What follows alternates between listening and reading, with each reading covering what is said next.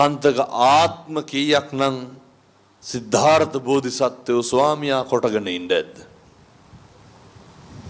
ආත්ම කීයක් ඉන්නද? එයා ආත්ම ගාන ඉවර කරනවා නිරංජනාවෙන්. පින්නතුනි රං ආභරණ ටික ගලවනකොට කන්තකට තේරෙනවා. මොකද්ද තේරෙන්නේ? ආයි බෝධිසත්වෝ යන්නේ.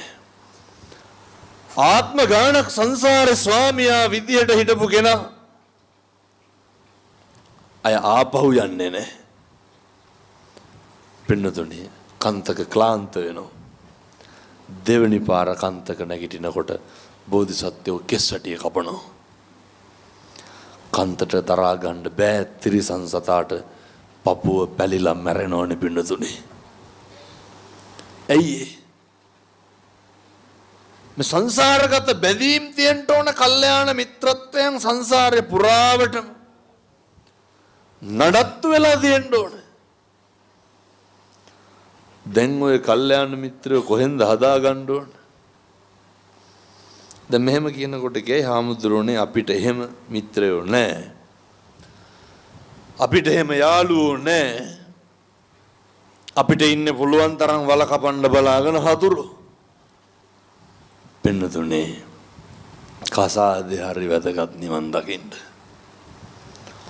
ඒ තුලින් ගොඩනගෙනව මහ දැවැන්ත කල්යාණ මිත්‍රත්වයක්. පින්නත් යශෝදරා උත්තමාවිය නොහිටින්ද බෝධිසත්වයෝ කොහොමද පාරමිතා පුරන්නේ? සංසාරේ කොච්චර අතෑරලාද පින්නතුනි භෞතිකව. ජීවිත දන් දෙනකොට දරුවෝ මහරජ්‍ය දන් දෙනකොට පින්නතුනි කොච්චර දරාගෙන ඇද්ද? හැබැයි මෙහෙම එකකුත් තියෙනවා. ඔය යශෝදරාවිය වගේ බිරින්දෑවරු හම්බෙන්නේ කාටද? සිද්ධාර්ථ උත්තමය වගේ පිරිමින්ට විතරයි. සිද්ධාර්ථ උත්තමය වගේ ස්වාම්පුරුෂය හම්බෙන්නේ කාටද? යශෝදරාලා වගේ බිරින්දෑවරුන්ට විතරයි. අපිට එහෙම හම්බෙන්නේ නැහැ. අපිට දැන් මොකද්ද හේතු වෙලා තියෙන්නේ? ඔය වත්තල හැඳල පැත්තේ එහෙම නැතුව ඇති. බොහෝ පැතිවල තියෙනවා මේ කියන්නේ හොඳ. සමහර දෙමව්පියෝ කියනව නේද ඔය දරුවන්ට කියන්නේ නැද්ද තොපි අපේ පෙර හතුරුද කොහෙද කියලා? කොච්චර කියනවද? සමහර දෙමව්පියෝ කියන්නේ නැද්ද දරුවන්ට? ඔය කියනවනේ තොපිට කෙරුවා වැඩි, තොපිට සැප වැඩි. එහෙම කොච්චරනම් තෝ කියා නේ මොකටද? මොකද්ද පිරිමහන ඇරියස් එක? ඇයි එහෙම දරුවන්ට කතා කරන්නේ? ඒ අපේ දරුවෝ ඔහොම නෙමෙයි ගෙවල් වල කතා කරන්නේ. අම්මු කුණු හරපෙන් බයිනවා කාටද? දරුවන්ට. ඔය සමහරක් තාත්තලාට හිතිලා නැද්ද? පින්නතුනි මේ සංසාරේ වෛරක්කාරයන්ට වෛර පිරිමහන්න පුළුවන් ඈතින් ඉපදුනහමද ළඟින් ඉපදුනහමද? දැන් පැහැදිලිද මං කියන එක? සමහර බිරින්දෑවරු වෙනවා වෛරක්කාරයෝ වගේ. සමහර ස්වාමි පුරුෂයෝ වෙනවා වෛරක්කාරයෝ වගේ. සමහර දරුවෝ වෙනවා වෛරක්කාරයෝ වගේ. අර මතකද පින්නතුනේ මැදවච්චි දැන් සතියක් ඇතනේ අර පුතා අම්මට පොරවෙන් කෙටුවේ. පොරවෙන් කෙටුවනේ පින්නතුනේ. ඇයි කෙටුවේ? බොණ්ඩ යන්න එපා කිව්වා කියලා. පොරවරගෙන අම්මට කෙටුවා. අර දැක්කතර පොඩි එකා කපලා දාලා තිබ්බ අවුරුදු 5යි. අම්මා කැපුවේ බෙල්ල පොඩි එකාගේ. මොනවාද? සංසාරේ හතුරෝ. මම මේකත් අහලම ඉන්න හොඳේ. දැන් මේ අම්මලා මේ වෙනකොට කුණු හරපෙන් කී ගමනක් විතර බැනුම් අහලා තියෙනවද? කොහොමද දෙපාරට වැඩින්නේ? බැනලම නැද්ද? ඇතියට මොන බැනුම්ද තඩි ගහලා ඇති ඕනකට වඩා. කවුද බැනලා තියෙන්නේ වැඩිපුරම? මම මේ කියන එක මෙතනම ප්‍රත්‍යක්ෂ කරලා යන්න බින්නදුනේ. පාරේ යන මිනිස්සු බයිනවද? අල්ලපු ගෙවල් වලින්. සෙනෙහබර කසාද ස්වාමියා නෙමෙයිද බැනලා තියෙන්නේ වැඩිපුරම කුණු හරපේ. සමහරට මේ පැතිවල මෙවුවා නැතු ඇති මං කියන්නේ අර අනෙක් පැතිවල තියෙනවා හොඳේ. වැත්තුන්ගේ රියැක්ෂන් අනුව මට හිතෙනවා අනෙක් සේරම පැතිවලට වඩා මේ පැතිවල එක තියෙනවා කියලා. පින්නතුනේ ඒ බයින වාරයක් පාසා සැනසෙනවද වෙනසෙනවද? රිද්දන එකක් නෙමෙයිද වෙන්නේ? රිද්දන්න පුළුවන් හතුරුන්ට විතරයි. දැන් කවුද බැඳලා ඉන්නේ? මොකද සේරටම හතුරෙක් කියලා කියවෙන්න ආවේ. පලිගන්න පුළුවන් වෛරක්කාරයෙකුට විතරයි. කොච්චර අපහාස කරනවද කියනවා නම් ඔය දරුවෝ ඉස්සරහ දැන් තාත්තලා මේවා ඉඳගෙන කල්පනා කරන්න ඕන හොඳේ. අම්මලත් ඉඳගෙන එළියේ හිටගෙන මේවා ඇහෙන මාන ඉන්න හැම කෙනාම මේ බණමඩුවේ හදවතට හොම් පොඩි තට්ටුවක් දාලා දැන් මම කියන හිතන්න ඕනේ. මම මගේ දරුවෝ ඉස්සරහ බිරිඳට කී පාරක් අපහාස කරලා තියෙනවද? එහෙම කරලා නැද්ද? ඇති හැටි වේසි කියලා බයිනවා පින්නතුනේ. බයින්නද? එහෙම නැත්තම් මේ හැඳලා පැත්තේ නැතුව ඇති මං කියන්නේ අනිත් පැතිවල තියෙන ඒවා. තමන්ගේ බිරිඳට දරුවෝ ඉස්සරහ බයිනෝ. පින්නතුනේ මම ගාව මං කවුන්සල කරනකොට 800කගේ විතර මේ ඩොකියුමන්ට් පිටින් මං ගාව දෙන ගොඩක් පවුල් ප්‍රශ්න. මේ දරුවෝ ඉස්සරහ අම්මයි තාත්තයි අවමානයට ලක් වෙනවා ගෙවල් වල. තාත්තලා කෙලලා ආපුවාම මොකද්ද කෙලලා යනවා කියන්නේ මේ පෙතල බොනවද නැත්නම් නැත්තරම දන්නේ නැතිනම් දාන්න මං නිකවරටියෙන් වත්තල ගන්න දෙයක් නැහැ පින්නතුනේ. කාගෙන්ද වැඩිපුරම පලිගන්නේ? දරුවෝන්ගෙන් බිරිඳගෙන්. ඒ තියෙන අර මුස්පේන්තු ගතිය පෙන්වන්නේ කාටද ඇවිල්ලා වීරයා වාගේ. අපූර්වට පාර එනවනේ නොබීපු ගානට පොලිසියෙන් නැවතුත් පොලිසියට ටෝක් කරනවා බීලා නැහැ කියලා. ගෙදර ආපු ගම අර තිරිසන් ගති ඉස්මතු වෙන්නේ නැද්ද? ඉස්මතු වෙනවා. මේවා ගමට වඩා නගරේ වැඩි පින්නතුනේ. ගෙදරක් පවුලක් වුණාම තියෙන්න ඕන පන්සලක් වාගේ. ඔය පවුල් පන්සල් වගේ කරගන්න ගිහපම සමහර වෙනවා පන්සල් පවුල් වගේ කරගන්න. මොකද මෙහෙම දේශනා කරන්න හේතුව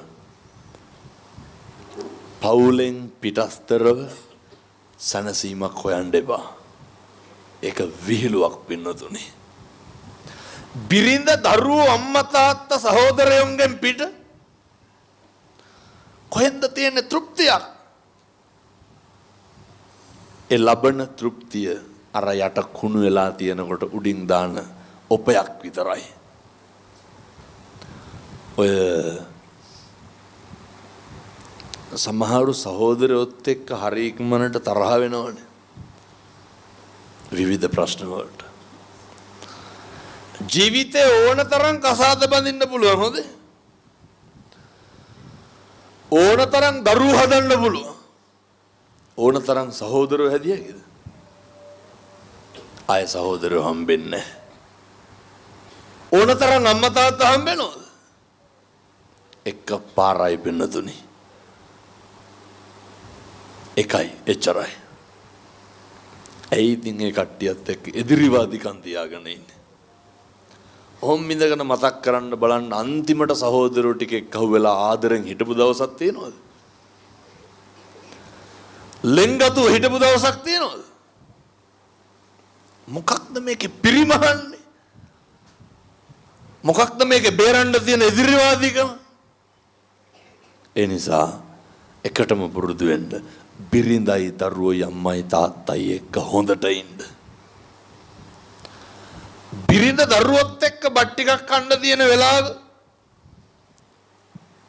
ඔය කොහෙවත් තැන් වල යන්න එපා එක එකව කරන්න. ඔය සමහර තාත්තලා ඉන්නවා ආපුවාම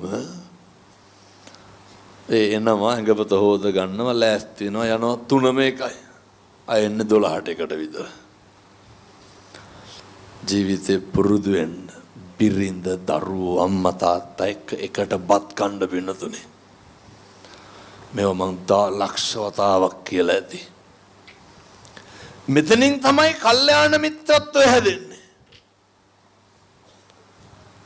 කුහකකම් සේරම හැදෙන්නේ කොහෙන්ද? ගෙදරින්. වෛරය වැඩිපුරම ඇති වෙන්නේ ගෙදරද පිටස්තර සමාජයටද? ගෙදරට. ඊර්ෂ්‍යාව හැම එකක්ම ඇති වෙන්නේ පෝෂණය වෙන්නේ ගෙදරින්. මිනිස්සෙකුට සත්පුරුෂයෙක්ද අසත්පුරුෂයෙක්ද වෙන්න බලපානවා පින්නතුනේ. ඔය ආර්යයි පරිසරයයි මිනිස්සුන්ට බලපානවා. මිනිස්සුන්ගේ ජීවිතේ කවදා හරි යම් දේවල් ප්‍රසාරණය වෙන්නේ ආර්ය සහ පරිසරයේ තිබ්බ බලපෑමේ දිගපළල මත. අර සත්‍ය කුබ්බජාතකේ අහලා දිනවනේ. අර දෙපැත්තට වැඩිච්ච කිරව් දෙන්න. හොරු ගාවට වැඩිච්ච එක හොරෙක් වුණා. තාපසාරාමයට වැඩිච්ච විටවා හොඳ කිරවෙක් වුණා. පැහැදිලි දෙපැත්තේ තියෙන බලපෑම. ඒ නිසා කාලෙකින් ලබාගත් මනුෂ්‍යාත්ම භාවය තුල ප්‍රගුණ කරන්න පින්නතුනේ සත්පුරුෂෝ අසත්පුරුෂෝ කවුද කියලා අඳුර ගන්න. ඊළඟ කාරණය. පින්නතුනේ බණ කියන්න වෙලාවක් නැහැ දැන් විනාඩි 45ක් ඉවර වෙන්නේ. ඔය මට ඇත්තටම වෛද්‍යවරු කියලා දෙන විනාඩි 45කට වඩා කතා කරන්න එපා කියලා. ඒ වුණාට මම දවසට තාමත් බණ 4ක් විතර කියනවා. දැන් මම මේක ඉවරලා මෙහෙම්ම ගම්පොළ යන්න ඕනේ. හෙට උදේ ධර්ම දේශනාව. ඒක ඉවර වෙච්ච ගමන් ආපහු ගිරිඋල්ල එන්න ඕනේ. මාසෙට කිලෝමීටර් 13000ක් විතර යන්න ඕන. දවසට පැය 15ක් විතර කොහෙද ඉන්නේ? වාහනේ පාරේ. අප්‍රමාණ කරුණාවෙන් හැඟීමෙන් මේවා කියන්නේ ඇයි? කවදනම් ආයේ ඔහොම ඉඳගෙන බණ ටිකක් අහන්නද? අය හම්බෙයිද සංසාරේ? සංසාරේ කවදනම් ආයේ හොඳ නරක තේරුම් ගන්නද? සංසාරේ කවදනම් ආයේ පව්පින් තේරුම් ගන්නද? ඕක ලැබිච්ච හොඳ අවස්ථාව. ඕක ලැබිච්ච හොඳ වාග්ය. ඒ නිසා ඕක නාස්ති කරගන්න එපා. යමක් ගොඩනගනවා නම් හදා ගන්නවා නම් තියෙන්නේ මේක ඇතුලේ විතරයි. මේ අවුරුදු 7-800ක් මේකේ ඉන්නේ නැහනේ. මම බණ කියනකොට මැරෙන්නත් පුළුවන්. ඔයත් බණ අහනකොට මැරෙන්නත් පුළුවන්. ඒ නිසා මේ බොහෝම ඉන්න කෙටි කාලය තුල මේ ජීවත් වෙන පුංචි කාලය තුල අද ඉඳන්වත් සත්පුරුෂෝ අසත්පුරුෂෝ කවුද කියලා තේරුම් ගන්න. එහෙම නැත්තම් පින්නතුනි කෙල වෙනව නහුදටම. මෙතුවක්කල් මොකද වුනේ? වැඩිපුරම තට්ටුව දැම්ම නම් දැම්මේ කවුද? ඈතින් හිටපු මිනිස්සුද ළඟින් හිටපු මිනිස්සුද?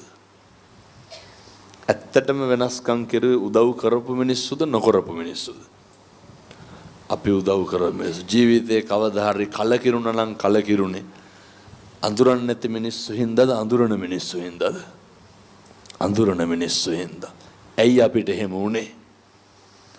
සත්පුරුෂෝ අසත්පුරුෂෝ අඳුර ගන්න බැරි වෙච්ච හින්දා. දැන් හයි හාමුදුරුවනේ කොහොමද අඳුරගන්නේ? එක දෙයයි තියෙන්නේ. ඒක වෙන්න ඕන අපෙන්. අපි සත්පුරුෂයෙක් වෙන්න. ඔච්චරයි. අනෙකගේ අසත්පුරුෂකම සත්පුරුෂකම අදාළ කරගන්න එපා.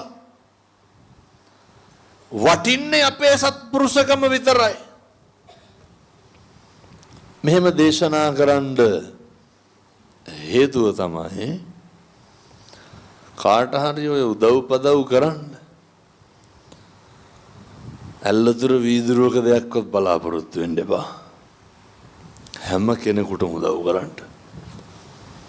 අපෙන් කරන්න තියෙන දේ විතරක් මතක් කරන්න. අපි පුරුදු වෙලා ඉන්නේ අපෙන් කරන්න තියෙන දේ ගැන හිතන්නද අනෙකගෙන් ලැබෙන්න තියෙන දේ ගැන හිතන්නද? දැන් උදාහරණයක් විදියට දැන් මං හිතනවා මෙහෙ ඇති නේද ඔෆිස් වල වැඩ කරන විවිධ ඒවා ගැන. රැකියා කරන උදවිය ඉන්නවනේ. විවිධ ශේස්ත්‍රයන් වල විවිධ පැතිකඩ. දැන් ඉතින් මේක අහලා හෙට ඉඳන් කරන්න ඕන හොඳේ. එහෙම නැත්නම් ඔය ඉඳගෙන තෙරපෙන එකේ තේරුමක් නැහැ.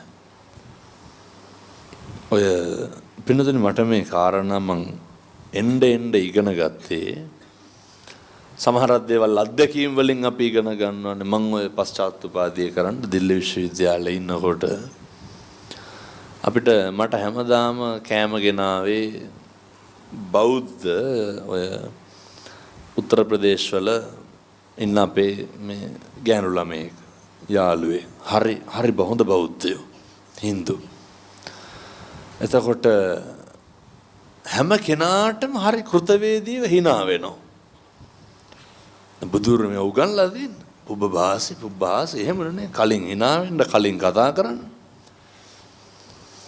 අර අපේ ලංකාවේ මිනිස්සුන්ගේ ඕක නැහැනේ. ලංකාවේ මිනිස්සුන්ගේ මොකද්ද තියෙන්නේ? hina වුණොත් hina වෙනවා. කතා කරොත් තමයි කතා කරන්නේ. නැද්ද අපි වැඩ කරන තැන්වල උදේ පාන්දර දැක්කහම මූණ බුම්මගෙන ඉන්නවා එල්ලගෙන ඉන්නවා මූණක් කටක් බල්ලා hina වෙන්නද මිනිස්සු නැද්ද? අකරපු දෙයක්වත් නැහැ කියපු දෙයක්වත් නැහැ මූණ එල්ලගෙන ඉන්නේ. හොඳ මතක් වෙයි යහවලා කියලා අපි ඔෆිස් එකේ. ඔය මං ඇහුවා මේ නම මිත්තගෙන් ඇහුවා මේ ඉතින් හැමෝම එක්ක hina වෙනවා සමහරු ගණන් ගන්නෑ. මට කියනවා බන්තේ මේ ඔය ඉතින් මම hina වෙන එක මගේ වැඩ. ඔයක ඇත්ත hina නොවෙන එක. ඒක යත්තන්ගේ වැඩ. පැහැදිලිද මං කියන එක? මම බුදුවරු උගන්වපුවා මේ. පුරුදු වෙන්න. අපි අපේ වැඩේ කරන්න. මොකටද අනේකගේ සත්පුරුෂකම මිනිස්කම නොමිනිස්කම අපිට? දැන් මේ අද බණහන් ඩාපු සේරමෝක හිතුවොත් මොකද වෙන්නේ? මං කොහොමත් පින්නතුනේ සතියට 50000කට වැඩියෙන් බණ කියනවනේ. 70000කට විතර සතියට බණ කියනවා. මාසෙට ලක්ෂ 3කට විතර බණ කියනවා. එතකොට සමහරක් තැන්වල තරුණයෝ හිතා ගන්න බැරි විදිහට හැදෙනවා. ඒ හින්දම මේක දරන්න බැරි කොටසක් ඉන්නවා. දැන් ඔය ඊයේ තමන් දැක්ක එකක් යනවා. දකින්නවත් ඇති Facebook එකේ මට ඔය එක ඒවා කියනවා. මට නම් ඇත්තටම බලන්න වෙලාවක් නැහැ. මට ඔය අපේ කට්ටිය තමයි බලලා කියන්නේ. ගෝල් ෆේස් එකේ බණක් කියනවලු අශේන් එක්ක. ඒ අර උපහාසයට ලක් කරලා. මට යෝජනා කීපයක්ම ආවා ලංකාවේ ව්‍යාපාරික මහත්තුරුන්ගේ මොකක්ද? ගෝල් ෆේස් එකේ බණක් කියමු කියලා. ඒක පිරෙන්නේ නැහැ කියලාද හිතන්නේ? රට වටින් මිනිස්සු තරුණයෝ වෙන්න ලෑස්තිය. යෝජනා කරනවා. නමුත් වෙලාවක් නැහැ. තව සමහරු මම දැක්ක අද උදේ කත්නෝරුවේ නිගන්ට ආය ෆෝන් වෙලාලු. මේ බයින හොගාලා. මතක තියාගන්න. අකම්පිතයි. පින්නතුනේ එහෙම සැලෙන්නේ නැහැ. මිනිස්සු දෙන්නේ මිනිස්සු ගාව තියෙනවා. මේ මම දන්නවා මෙතෙන්ට අපේ කතෝලික පින්නතුන් බර ගාණක් ඇවිල්ලා ඇති මොකේටද? බණ අහන්න.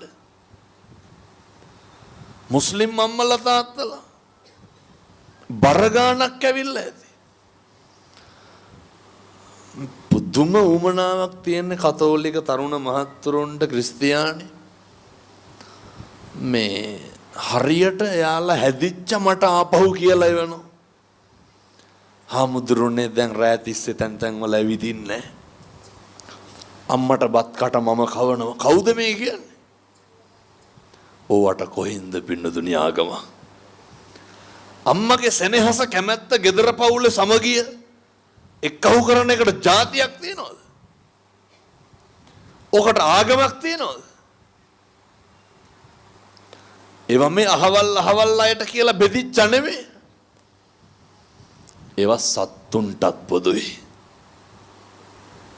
ඒවා තමයි ගෙවල් වල තියෙන්න ඕනේ. එහෙම මෙහෙම තරුණ මහත්තුරු එක්කහු වෙන එක දරන්න බෑ. මට දවසට කොහොමත් එන දුරකථන ඇමතුම් වලින් 4-5ක් එන්නේ. හාමුදුරනේ පරිස්සම් වෙන්න. රැකෙන්න. ඔය එතන නම් ඉතින් පොඩි ගැටලුවකුත් තියෙනවා. ලොකු පිරිසක් වෛරයෙන් ඉන්නව මොකේද? පින්නතුනේ පිරිත් දානකොට පෙරේතොන්ට ඉන්න බෑ කියනවනේ. සෙසාන්ති කරනකොට යකු ඇවිස්සෙනවා. අපි ඉතින් මොකද කරන්නේ? ඒ නිසා ජීවිතේ අකම්පිත වෙන්න මම මේ කාරණේ කිව්වේ කාටවත් ද්වේෂ සහගතව නෙමෙයි. එක එක්කෙනාගේ තියෙන ක්වොලිටි එක තමයි පේන්නේ. එක එක්කෙනාගේ තියෙන අසත්පුරුෂකම පේන්නේ. එයත් පොල් කොම්බ වලින් ගැහුවට අපිත් එහෙම වෙලා හරියනවද? අපි ළඟ තියෙන්නේ හොඳ දේවල්. අපි ළඟ තියෙන්නේ සත්පුරුෂකම. අපි ළඟ තියෙන්නේ මෛත්‍රිය විතරයි. ඕන තරම් කියන හාමුදුරනේ පැමිණිල්ල ලියන්නම් ඇවිල්ලා ලස්සනක් දාලා යන්න. මොකේද? නීතිමය ක්‍රියාමාර්ග ගන්න. එහෙම මේ ශාක්‍ය බුද්ධ පුත්‍රයෝ පින්නතුනි රහත් ධජය දරාගෙන ඉන්නේ. පින්නතුනි ගහනකොට ගහපු දෙන් බයිනකොට බැනපු දෙන් මැරුවොත් මරපු දෙන් කියලා සුණාපරන්තට කියපු පරපුරේ ශ්‍රාවකයෝ එහෙම සැලෙනවද? අකම්පිතයි. ඕන්නම් කරන්න තියෙන ඔය කොහේ හරි යනකොට මරලා දායි ඔච්චරයි. ඊට වඩා මොනා කරන්නද? එනිසා මතක තියාගන්න. ඔයත් හිතයි හාමුදුරුවනේ ගෙවල් දොරවල් වල ඔය කියන විදිහට අපිට ඉන්න බෑ, අපේ සැනසීමක් නැහැ. පින්නතුනේ කොහෙත් ඔහොම තමයි. අර මුට්ටිය ඇතුලේ ඉන්න මීයා හිතාගෙන ඉන්නේ එළියේ කා හොඳට ඉන්නවා කියලා. එළියේ කා හිතාගෙන ඉන්නේ ඇතුලේ කා පොල් කෑල්ල කාලා හොඳට ඉන්නවා කියලා. ඇතුළ පිට දෙකම එකයි. වෙන්න ඕනේ මොකක්ද? හරි පරිස්සමට සත්පුරුෂකම රැකගන්න. ඊළඟට පණ්ඩිතානංච සේවනා. පණ්ඩිතය ඇසුරු කරන්න. ගොඩක් අපේ තරුණ මහත්තුරුන්ට වරදින්න හේතුව මොකද්ද? ඇසුරමයි පින්නතුනි මේ ව්‍යසනයට හේතුව. දැන් මේ එළියේ ඇතුලේ ඉන්න තරුණ මහත් මේ පැතිවල කුඩු තියනවද නැහැ? නෑ ඇත්තටම දන්නේ නැති හින්දා. අයිස් ඔවා සෑහෙන්න ඇතිනේ නේද? එහෙනම් මෙහෙම හිතා ගන්න ඕනේ. ඔව්ව දැන් නවත්තන්න කාලේ හරි. මේ කොල්ලෝ තරුණ මහත්තුරු අද කතා කරනවා පින්නතුනි මොරටුවෙන්. කවුද කතා කරන්නේ? මං උදේක හරි යනවා. දැන් මේ ප්‍රසිද්ධ මාධ්‍ය කියන හින්දා ආපහු දින නොදී බෑනේ. යනවා. මේ පින්නතුනි මේ මාතර පැත්තේ වැල්ලේ බණක් කියන්න හිටියා. ඒක මට අය කතා කරේ නැහැ. මරුටුවේ කියනවා මේ බීච් එකේ බණක් කියන්න. තරුණයෝගේ පින්නතුනි මේ ප්‍රබුද්ධ භාවය ධර්මයට තියෙන. දිවුරලා කියනවනේ ආමුදුරනේ දැන් විකුණන්නේ අපි කියලා. පින්නතුනි මේක ආශ්චර්යයක්. නිසා මම වත්තල තරුණ මහත්තුරුන්ට යෝජනා කරන්න ඔය පොඩි එකාගේ ඉඳන් ප්‍රතිබොනෝ මේක නවතින්න ඕනේ. කොල්ලොන්ගේ අතේ බ්‍රේස්ලට් එකක්වත් නැහැ. ඒව විකුණුනේ උංගාව තියෙනවා. මේ අපේ තරුණයෝ එක ක්‍රිස්තියානි හෝ වේවා කතෝලික හෝ වේවා ඉස්ලාම් හෝ වේවා මොකෙක් හරි කොල්ලෙක්නේ රටක් රාජ්‍යයක් බේරගන්න ඉන්න භද්‍ර යවුවනේ ඔය එක ජරා කොටවල් ගහන එක නවත්තන්න. අම්මට තාත්තට කොච්චර වද දෙනවද? කොච්චර ඔට්ටු වෙනවද? ඒවට පොර කන එක නවත්තන්න. මම මේ තරුණයෝන්ගෙන් කියන්නේ පෞරුෂය තියාගෙන ජීවත් වෙන්න. අභිමානය තියාගෙන ජීවත් වෙන්න. මෙහෙම කියනකොට කොල්ලෙක් කිව්වා හාමුදුරුවනේ යාළුවමයි වැරද්දුවේ. කවදාවත් අනෙකට පුරුදු කරන්න එපා. ඒක විනාශය පේනවනේ. බත් ටිකක් කන්න බෑ. ඇඟවල් කෝටු කෑලි වාගෙන ගැහුවොත් එහෙම දෙකට කැඩෙනවා. ඔය ගෙවල් ගානේ ගිහිල්ලා හොරකම් කරනවා. ඔය එහෙම කියනකොට කියනවා සික්ක කියනවලු. මං ඉතින් ඔය පුනරුත්ථාපන කඳවුරු වල බණ කියන්න යනවා. ඕක බොරුවක්. ඔය සික්ක කියනවා කියන්නේ. ඕක මුම්මේ ගහන්න උමනාවට හදාගත්ත එක. ඒක කොල්ලෙක් දැන් සික් කියලා ඉඳලා ඇතුලේ අහුවෙලා මාස 6ක්. දැන් මං එනකන් ඉන්නේ සික්කේ කොහොමද ඇතුලෙන් කඩාගත්තේ කියලා අහන්න. අය ගුටි හැර වෙන මොනවද දෙන්නේ? පෙන්ඩෝල් භාගයක්වත් දෙනවද? උපරිම දෙයි ඔච්චරයි. මේ සමහර කොල්ලෝ ඉන්නවා වැසිකිලි යන්න බෑ බීඩියක් කන්න නැතුව. මේ පැතිවල එහෙම නැතුවත් ඒ සමහරට. මේ කොල්ලෝ හොඳ මේ අවුරුදු 20 25